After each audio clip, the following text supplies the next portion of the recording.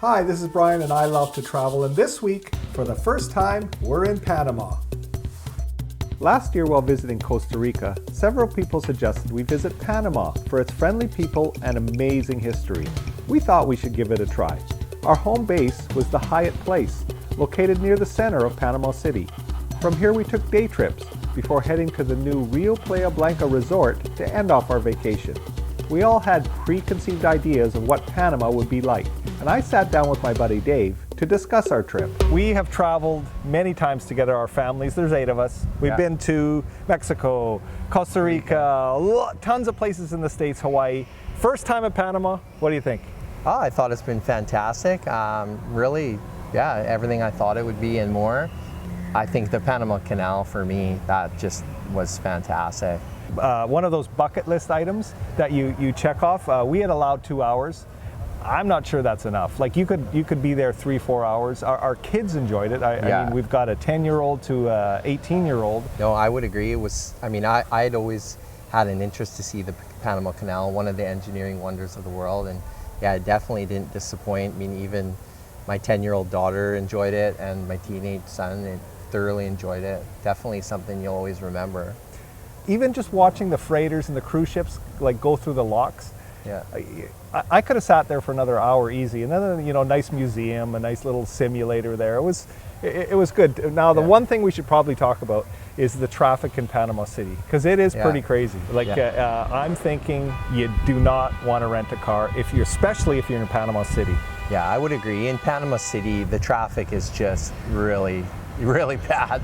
I mean, it's from our hotel, we saw just a block after block of traffic that must have taken 20 minutes to go 6 blocks. So from, the hours from 9 to 5, you really don't want to be on the roads unless you've got a private driver like we did. Our friend Lewis that took us around. I mean, he even had that shortcut where we went through a hotel parking lot and paid $1, which he said saved probably 15 minutes. Yes, yeah, you probably could have thrown a rock as far as he went, but he was saying, oh, this is going to save me 15 minutes. Exactly. So there you go. Dave, one of my surprises, the fresh fruit here. Maybe the best I've had anywhere. For sure, the cantaloupe, watermelon, definitely pineapple, to die for. Pineapple, and so mangoes were great as well. The country of Panama is currently in a boom cycle. The best shopping anywhere in Central America is here in Panama City. Construction is everywhere and the infrastructure is bursting at the seams. Hiring a private driver bypassed many of the traffic nightmares and allowed us to see places like Ancon Hill. Inaccessible by large tour buses, this outlook offers stunning views of both the canal and Panama City. Casco Viejo is the historic district of Panama City. Completed and settled in 1673, it was built following the near total destruction of the original Panama City, which was destroyed by looting pirates led by Captain Morgan. And here I just thought he made rum. Tourist sites charge prices similar to what you'd find in US or Canada, but other things are just downright cheap. Value for dollar. I don't think there's a place once you're here that is as inexpensive. What I'm talking about is hotel and food. Yes, you can go out for dinner and spend $100, no problem there. But if you look around just a little bit, ask a couple of locals, you can probably get the same meal for $50. Yeah, no, I would agree. We had a lunch for about $50 for 8 of us. A couple of beers, enjoyed that. Same thing goes with the hotels. Inexpensive once you're here. Like we're staying at a Rio right now, and it's one of the least expensive Rios we've been at yet. It's not one of the least expensive places that we've been at. It's a nice place. Yeah, definitely on par with other places that we stayed at probably half the price that you typically would spend. Maybe one of the best things in Panama is the people. We encountered warmth no matter where we went, and nobody was in such a hurry that they couldn't give us a moment of their time. Service in the hotels and resorts were approaching US standards, but all people did what they could to ensure our stay was pleasant. It will be the people that bring me back for the second time.